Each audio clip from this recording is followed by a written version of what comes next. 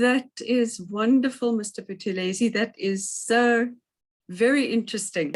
So what it means for me is that you're both an artist and an innovator, because you've invented this new method of painting. Initially, I couldn't believe that these artworks were actually made with melted plastic. It's, you know, we actually made sure from you that they were plastic artworks. And once you know, you can see the method in the brush strokes. Well, there aren't brush strokes. You can see in the texture that there is that method, which is good. I mean, you have to be able to see an artist's methodology that should be transparent. So I really enjoy these artworks. I will now open the door to everyone.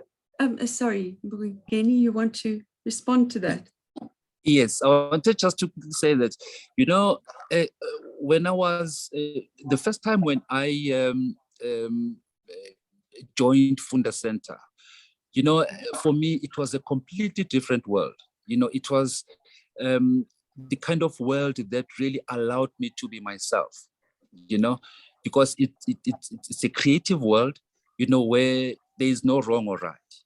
And up to now, you know, I hate a situation where, as an artist, you know, I create an object that just hangs on the wall without any form of interaction with the viewer, you know. And at this point in time, I think with this type of medium, I've reached a point where the world is now beginning to realize, you know, that my work is not only about these beautiful images that we are looking at. It is also about how I want to raise awareness, you know, how you know, I want to make sure that people pick up a thing or two from my work, you know, instead of just appreciating these beautiful colors, beautiful objects, you know, that are just objects that say nothing, you know.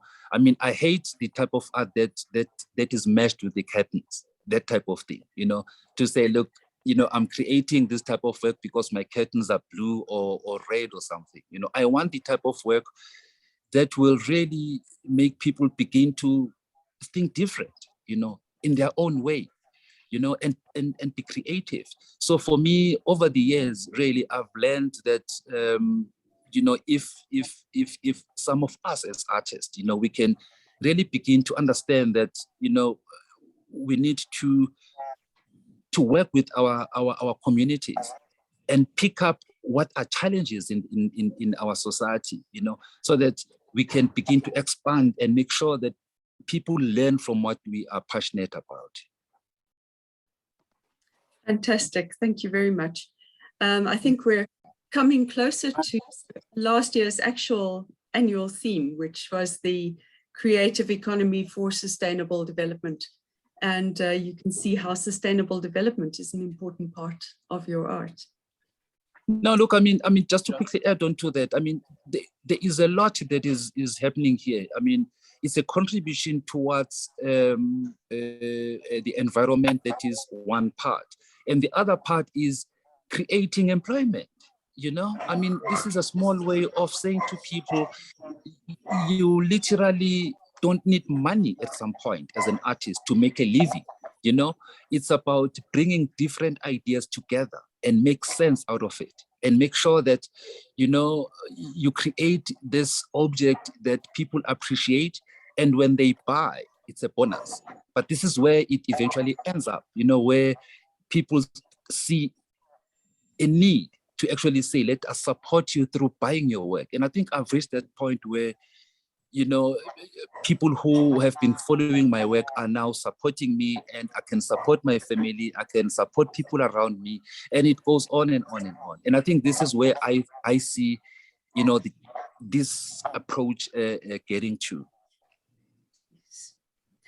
Yes, I'm very aware that art materials are all imported, and we don't have our local industry in producing art materials. And they're incredibly expensive.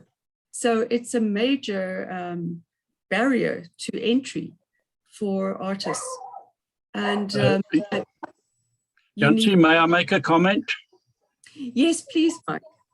Sorry, I don't have the hands up symbol on my current menu. Yeah, Mbongeni, it's fascinating to hear your talk. I've also been involved with KAUST. We developed a museum on Islamic science there. I was resident there for quite a while. And just to say, I'd very much like to be in contact with you because I've written quite extensively on the nature of creativity in the arts and sciences and how the two disciplines need to work together far more. And I'm involved with an art gallery in Cape Town called Art at Africa, where several artists, Ndubuko Ntuli, Cornelia Mfo Masibuko, and another artist, David Ndungu, all work with plastics or discarded slip-slops and so on to make their art. And I think I see art as an agent of change, and I see the need for artists to work far more closely with scientists and conservationists to bring the very important message about biodiversity conservation to a larger audience. Because what I find in my informal education programs is that quite a few people are turned off by science, by its technicality and its complexity, and they choose not to listen to the scientific message. But if we can convey that same message through art, and I'm talking about art broadly, fine art, sculpture, as well as music, song, performing arts, we're going to reach a whole new tranche of people with this very important message. So congratulations on what you're doing, and I'd very much like to be in touch with you. Thank you. Thank you. Fantastic. Thank you so much. I sincerely appreciate it. And I think, you know, this is exactly the point. And this is what I've always been wanted to achieve with my work, you know, just to make sure that we collaborate, we share, we discuss these things, because at the end of it all, I mean, it's the benefit of everyone. Indeed. Oh, that was a lovely exchange. Thank you very much, Professor Bruton. There's another person who would like to be in touch with you in the chat. Let me see. Oh, there are quite a number of comments now. Elvis Fosso Kankeo is saying that, Mr. Buthelezi, we are working on microplastic in the ocean. How can we collaborate? Sure. I am open to all collaborations, you know, particularly to people who are trying to achieve the same goal as I am. You know, this fits exactly to what Coco Resort in the Maldives wanted to achieve when they invited me in 2019. I mean, when they said to me, look, Mbongeni, we have a challenge here. You know, our resort is you know, we rely on our resort, and young people rely on tourism. There's nothing else that one can actually do in our island. And would really like to collaborate with you with regards to you assisting our guests, you know, in making sure that, you know, when people come here, they don't really say, I paid for this and therefore I can just throw things anywhere I want to, you know. So for me, I would really like to collaborate with anyone who's willing to collaborate with me. Let's get in touch and let's do this. That is so interesting. So that's a different take on tourism, I think. Poppy Sarah says, wow, beautiful artwork indeed, with what we call waste. This art is really challenging our mindset when it comes to waste materials. A lot of innovation and technology can, I'm sorry, now I lost the chat, can come from them. This has indeed created a lot of employment for our country. Job well done, Mr. Buthelezi. Are there any projects that are currently running in all provinces, South Africa, for research students to tap onto? I'm really not sure, but you know what gives me hope lately is that I'm really getting invitations from institutions, you know, institutions that are working, particularly science institutions, you know, and this allows me to share some of my expertise with scientists, you know, because I think at the end of the day, we have a lot in common that you can possibly, you know, work it out and search forward, you know. Right. Yes. No, that's extremely interesting. We had a discussion forum on plastics a few years ago, and it was about what do we do about plastic waste. And so there is research that is going into that.